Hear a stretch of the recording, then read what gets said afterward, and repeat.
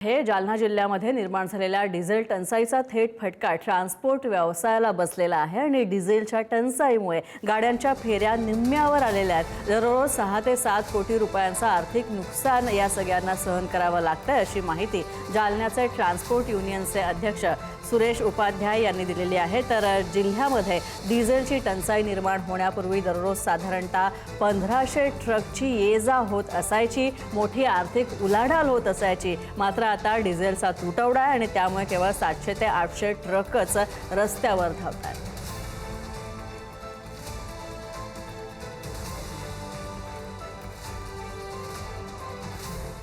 वाशिममध्ये सुद्धा पेट्रोल पंपासमोर कॅनच्या लांबच लांब रांगा आपल्याला दिसतात, कारण इथे पेट्रोल टंचाई डिझेल टंचाई असल्याचं दिसतंय। जिल्हाधिकारी योगेश कुमझेकर यांनी वाहनांची आरसी आणि इतर कागदपत्र तपासून डिझेल देण्याचे आदेश दिले होते।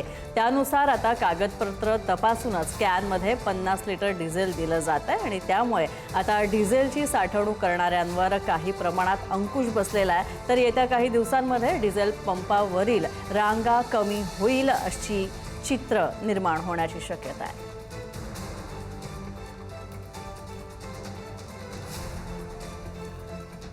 हिंगोलीमध्ये पेट्रोल पंपावर डिझेलसाठी लांबच लांब रांगा दिसतात, तर पेट्रोल आणि डिझेल मिळत नाही आणि त्यामुळे शेतकऱ्यांच्या लांबच लांब रांगा इथे पेट्रोल पंपावर दिसतात। हिंगोली जिल्ह्यामध्ये इंधन टंचाई दिवसेंदिवस चांगलीच अडचणीची ठरते। डिझेल नाही आणि त्याच्यामुळे शेतीची कामं खोळंबली आहेत, डिझेल मिळत नाही आहे, त्यामुळे पेट्रोल पंपावर रात्रंदिवस शेतकऱ्यांनी मुक्काम ठोकलेला दिसतोय। हिंगोलीच्या बोलडा या फाटाजवळ सुद्धा या परिसरात सुद्धा जे पेट्रोल पंप आहेत त्या पंपांवर सुद्धा पेट्रोल डिझेल भरण्यासाठी वाहनांच्या लांबच लांब रांगा दिसत आहेत। ही वाहनांची रांग ड्रोन कॅमेरामध्ये कैद झालेली आहे।